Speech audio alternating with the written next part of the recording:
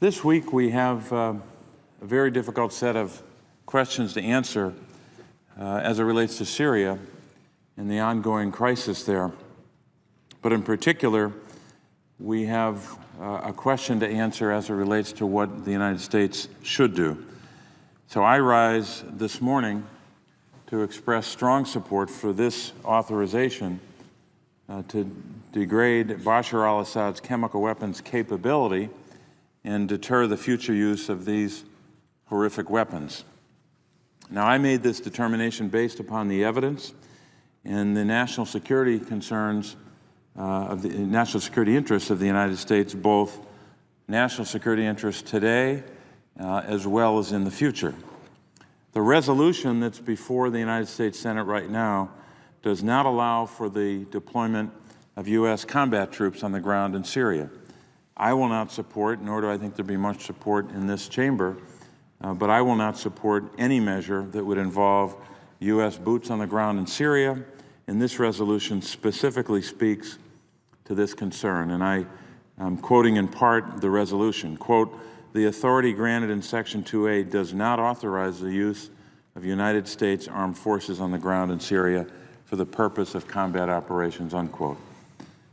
So it's important that we make that point. As we've all seen, especially in the last few days, the situation in Syria is in flux, especially in the last 24 hours. The Russian government put forth a proposal yesterday which would have international monitors take control of Syria's chemical weapons in order to avert a U.S. military strike. I am open to this diplomatic discussion, however, not without caution and not without skepticism. Diplomatic solutions are always the preferred path, and military strikes should always be the last resort.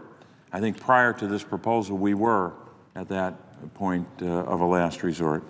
But the only reason that this proposal is on the table is because of the credible threat of force that is being debated here in Washington, but even most significantly being debated across the country. The authorization itself should still go forward because it will keep the pressure on the Syrian regime for a diplomatic solution. Now let's spend a couple minutes on our own national security interests. In March of 2011, as reported by the U.S. State Department, multiple news sources, including CNN, reported, and I'll submit for the record a report from CNN on this, that the Syrian government authorities had arrested 15 school children in the city of Dara for spray painting anti-government slogans.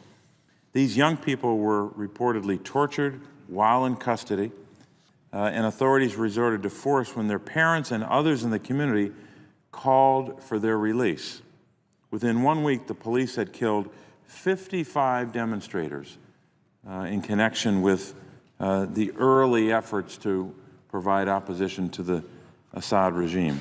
The regime committed countless atrocities during the next 2 years of this conflict, culminating in the unspeakable use, the indiscriminate use of chemical weapons on August the 21st. So, Mr. President, I would submit for the record a report from CNN dated March 1st, 2012, and asked it to be included in the record. Without objection.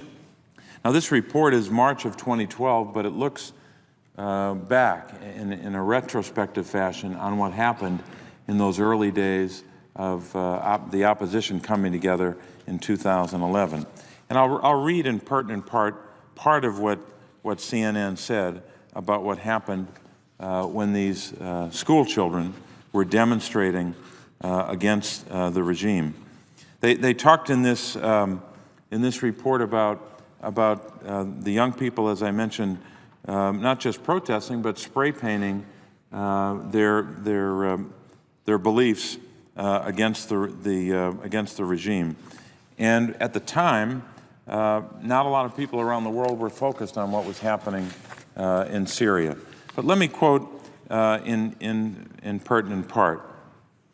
At one point, one of the commentators, or one of the citizens on the street was saying the people in Dar, quote, didn't want to go against the regime. People thought that this leader, Mr. Assad, was better than his father. Nobody wanted to go face to face with him. But then, of course, it was young people, in this case even school children, who led the way to take him on. So I submit that for the record because this opposition started on the streets of Syria, in this case in Dara, starting with young people. But it, of course, continued from there. And we know that the regime itself has the largest chemical stockpile in the region, one of the largest in the world. We know that Mr. Assad used these weapons against his own people, not only on August 21st, but on multiple occasions prior to that in a much more limited way. We also know that he has the capacity, the will, and unfortunately the track record to use these weapons against innocent civilians.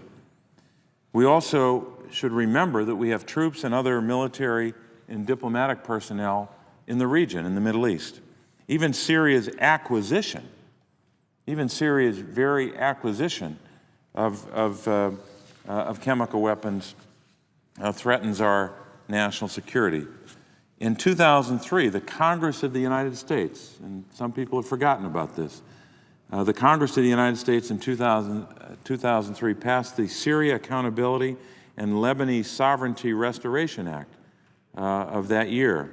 This act explicitly states that Congress found, the United States Congress made a finding, quote, that Syria's acquisition, and I'm underlining that word, acquisition, of weapons of mass destruction threatens the security of the Middle East and the national security interests of the United States, unquote.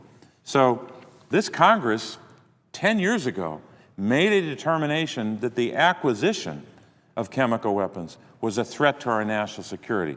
We are in a different world now.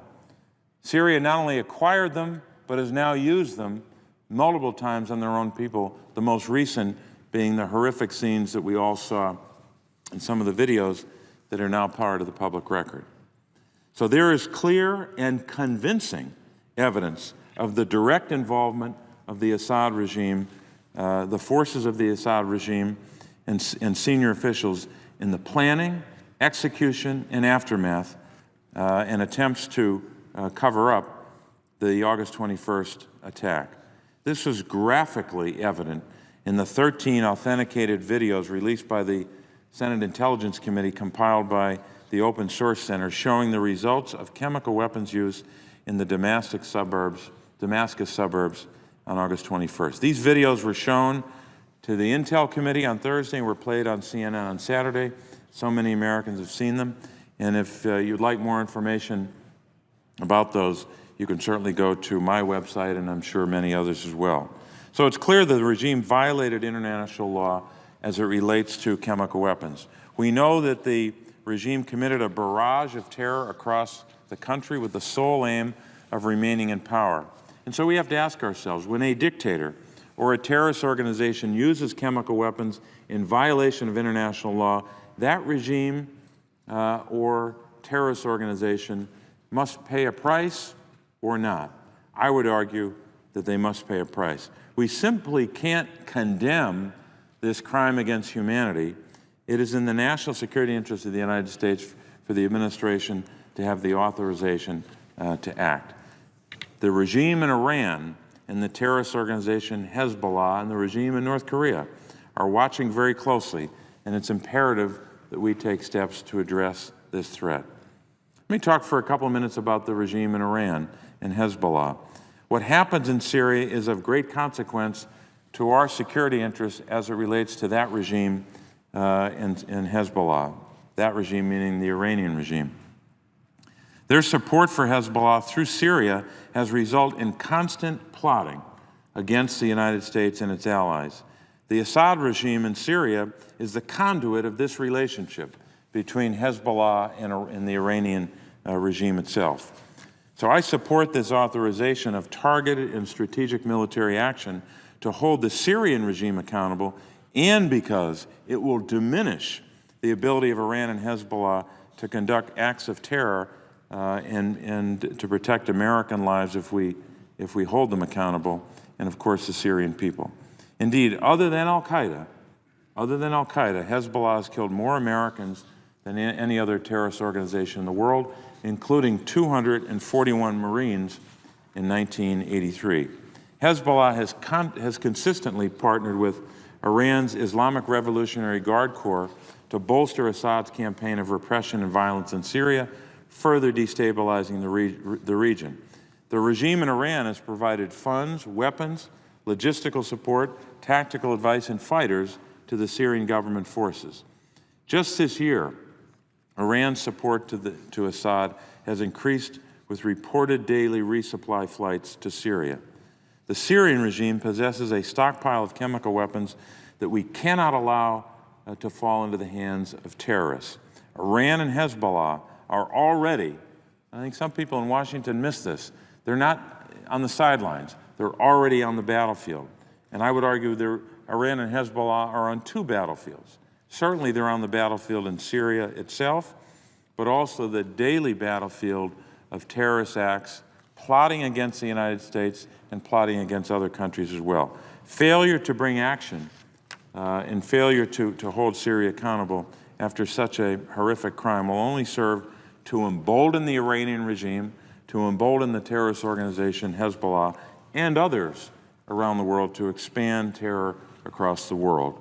Iran's status as the world's leading state sponsor of terrorism is well established, and its proxies have perpetuated attacks against the United States, Israel, and our allies. Emboldened by Iran's support, Hezbollah has conducted terrorist attacks since its inception in the early 1980s, including Western targets.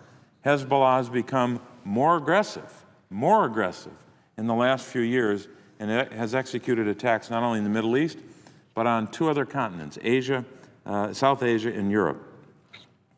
Just 2 years ago, a plot was uncovered to blow up a restaurant in Georgetown, right here in Washington, D.C., to kill the Saudi ambassador to the United States, along with U.S. officials and average citizens who are American. When the Iranian-backed attacker was questioned, he referred to the potential killing of Americans as, quote, no big deal, unquote. I'll submit the statement of the Department of Justice official report on the plot for the record. And I'd ask consent that this report by the Department of Justice entitled "Two Men Charged in Alleged Plot to Assassinate Saudi Arabian Ambassador to the United States." I'd submit that to the record. Without objection. So the list goes on. We know that in June of 1996, the bombing of Khobar Towers in Saudi Arabia, where 19 U.S. Air Force personnel were killed. That's another example of Iran-backed terrorist activity. It goes back as far as I mentioned to 1983, and the 241 Marines killed in a truck bombing in Beirut. There are also new reports on evidence that strongly suggests that an Iran-backed plot was underway to kill a U.S. ambassador in 2011.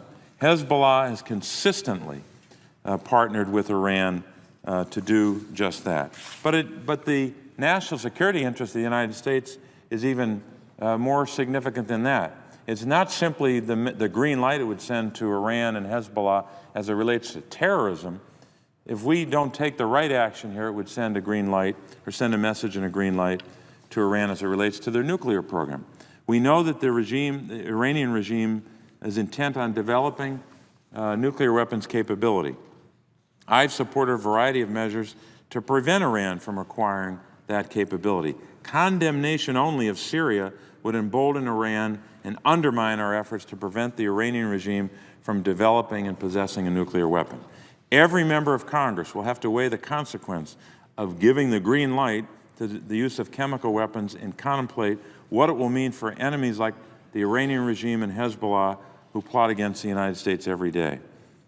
Now, I'm like a lot of members of Congress. After receiving several intelligence briefings, I have more confidence than even before that we have a significant national security imperative to authorize the President to act as it relates to Syria. I have no doubt that Mr. Assad used the weapons, chemical weapons, against his own people, and it's evident that he crossed more than one red line. So I support this limited and proportional scope of authorization for the use of force. By the way, this authorization would be probably the most limited authorization in recent American history. So I believe that Congress must stand united on this issue, and we've got to make sure that we not only hold the regime accountable, but make sure that we're doing everything possible to send the right message. Two more points before I conclude, Mr. President. One of the best rationales for the reason that we're taking the steps that I hope we take was set forth in an op-ed this weekend by Nicholas Kristof in the New York Times, dated September 7th, 2013. The op-ed is entitled "Pulling the Curtain Back on Syria," and I'd ask that this op-ed be submitted for the record. Without objection.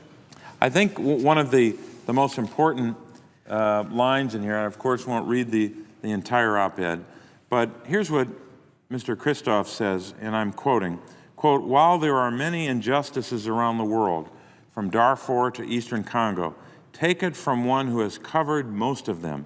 Syria today is the world capital of human suffering," unquote. There are few journalists, there are few Americans who have more credibility on the issue of what's happening to children and to vulnerable populations around the world than Nicholas Kristof. For him to say that the world capital of suffering is in Syria, the world capital of human suffering is in Syria, is a powerful and I think compelling statement. And that brings me back to where I started, Mr. President.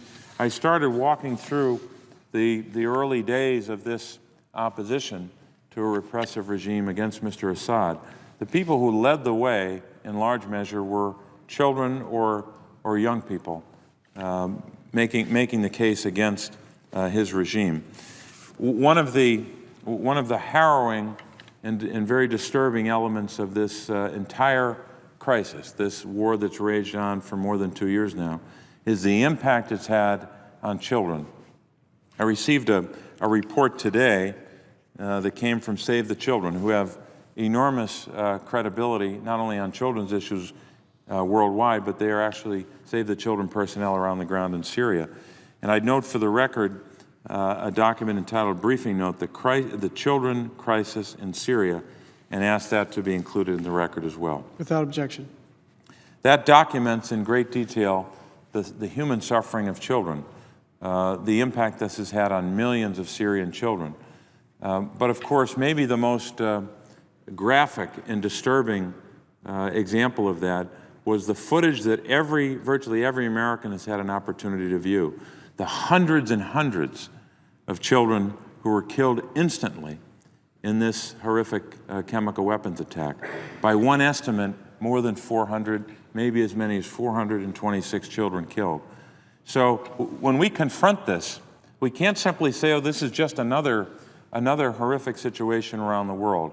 When you consider what this regime did to school children, arresting them, and by many accounts torturing them at the beginning of this opposition, all the way through to the attack on August the 21st.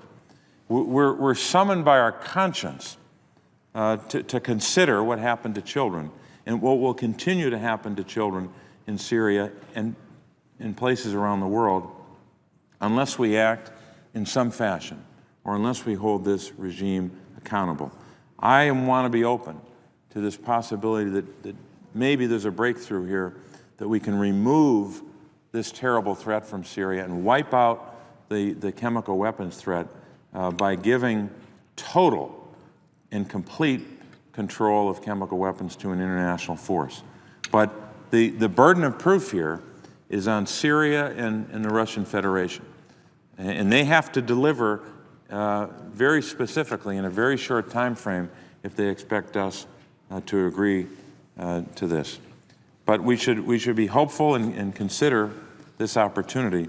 But at the same time, we can't divorce ourselves from the reality of what happened here, the consequence of not acting, and also the long-term and short-term national security interests of the United States which I think are overwhelming and compelling in this instance.